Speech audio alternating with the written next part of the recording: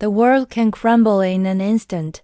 For me, that instant came on a Tuesday night, the air thick with the smell of rain and betrayal. I was Amaya, a woman who thought she had it all. A loving husband, Cole, a beautiful home, and a future that sparkled with promise.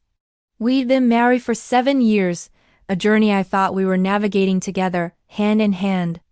But that night, I learned I had been sailing alone for a very long time. It started with a feeling, a cold knot in my stomach that had been tightening for months. Cole had become distant, his laughter no longer reaching his eyes. Late nights at the office became more frequent, his phone a fortress he guarded with his life. I tried to dismiss it as stress, the pressures of his demanding job. I wanted to believe the man I loved was just tired, not a stranger hiding behind a familiar face. But denial is a fragile shield, and that night, it shattered into a million pieces. He'd said he was at a work dinner, a last-minute thing with clients from out of town. I made myself a simple meal, the silence in our home deafening. Around 10, a notification popped up on our shared tablet.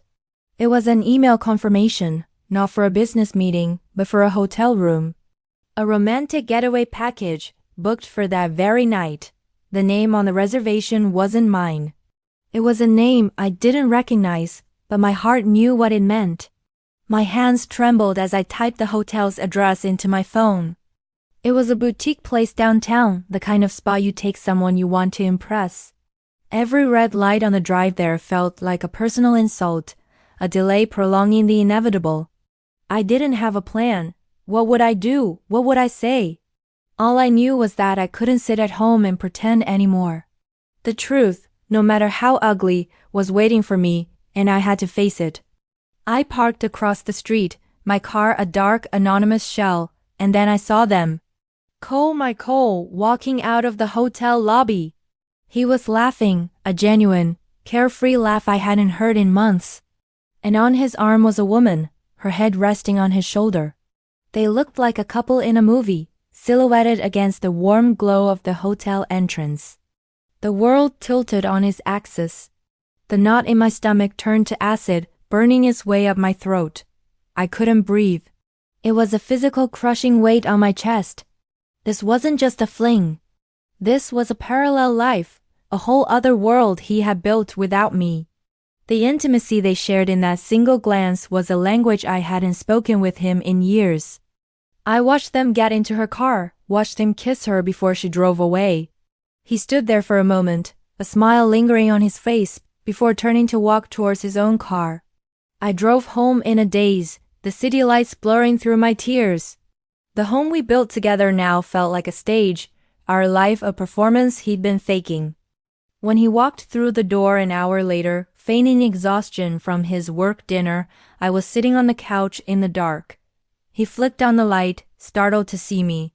He started his well-rehearsed spiel about the demanding clients and the boring presentation. I let him talk. I watched the lies form on his lips, the same lips that had kissed another woman just an hour before. The man standing in front of me was a stranger. The love I had for him, the trust I had placed in him, evaporated in that moment, replaced by a cold, hard clarity. When he finally finished his story, he asked if I was okay. I looked at him, really looked at him, and said, "No, Cole, I'm not. I know where you were." The color drained from his face. The confident facade crumbled, revealing the layer underneath. There were denials, of course, followed by desperate justifications. It was a mistake. It meant nothing. He was stressed. He still loved me. The words were hollow, meaningless echoes in the ruins of our marriage. I didn't scream. I didn't cry anymore. I was eerily calm.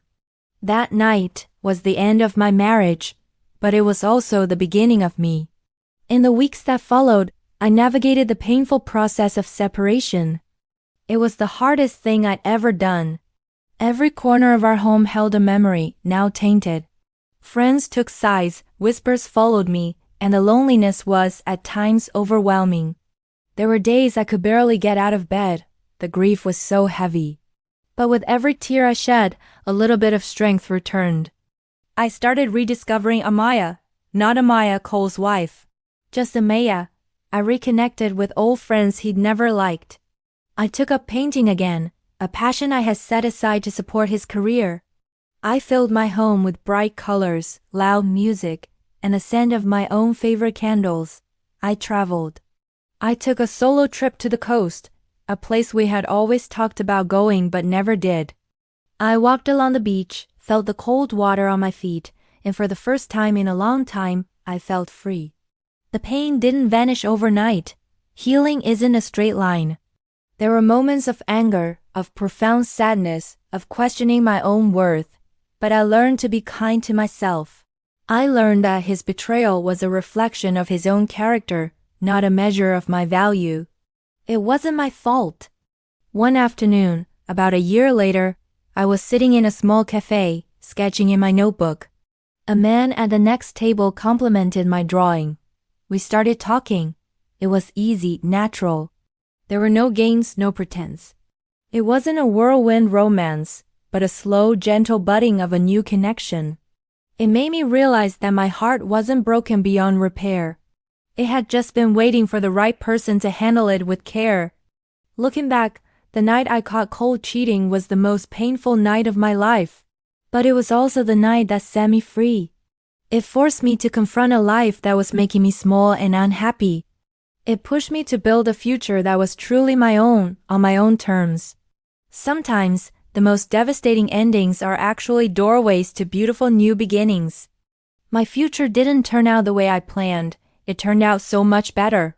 I found my own happy ending, not in a fairy tale, but in the strength and resilience I discovered within myself. Thank you for listening to my story. If you've ever gone through something similar, know that you are not alone and that your brightest days are ahead of you. Don't forget to like this video and subscribe for more stories. See you next time.